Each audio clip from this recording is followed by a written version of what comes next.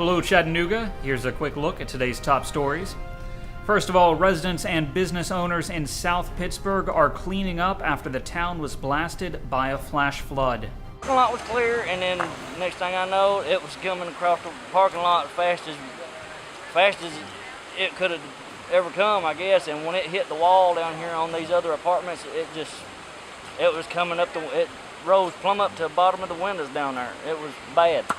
Nearly every business downtown was damaged, plus the city's elementary school, fire hall, police department, and city hall. 3 patrol cars were destroyed, 3 bridges were lost, and 3 people had to be rescued. The mayor says it could take a year for the small town to return to normal. Chattanooga Mayor Andy Berke is now urging federal regulators to pull the permit for a rundown barge on the Tennessee River. In a letter, Berke called the dilapidated barge across from the aquarium, quote, unacceptable to the community. Local businessman Alan Casey floated the barge here in 2009 with the intention of putting in a restaurant. But Berke says considering the barge's appearance and condition, it's unlikely the project can be salvaged.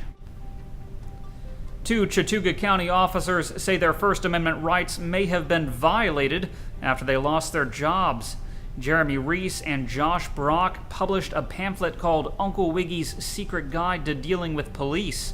The pamphlet spelled out the Fourth Amendment rights, along with tips such as when you can refuse police access to your home or car. Neither officer mentioned the side business to their supervisors. Now they say they were forced to resign before their supervisors even read the pamphlet. And Chattanooga County Sheriff Mark Schrader says he couldn't find anything unethical or untrue inside. Still, the officers sold ads for up to $650 to local companies and even State Representative Tom Weldon. And while experts say the Uncle Wiggy service doesn't violate state law, it just doesn't look good for law enforcement. Signal Mountain's W Road has reopened after being closed for 3 months for repairs. The road opened a few days earlier than expected and $8,000 under budget. Still, the project cost taxpayers $1.26 million. Dozens of upgrades and projects across the state have been given the green light. A $30 million expansion will add 500 beds to the Bledsoe Correctional Facility in Pikeville. Harrison Bay State Park will see about $2 million to renovate 88 campsites. Ducktown received a grant to revamp its historic downtown area and install new sidewalks. And the Chattanooga History Museum received a $500,000 grant to help cover the costs of its new building. And finally, if you go see Pacific Rim in theaters this weekend, you can thank a Cleveland man for the experience. 33-year-old Travis Beecham wrote the script for the summer blockbuster.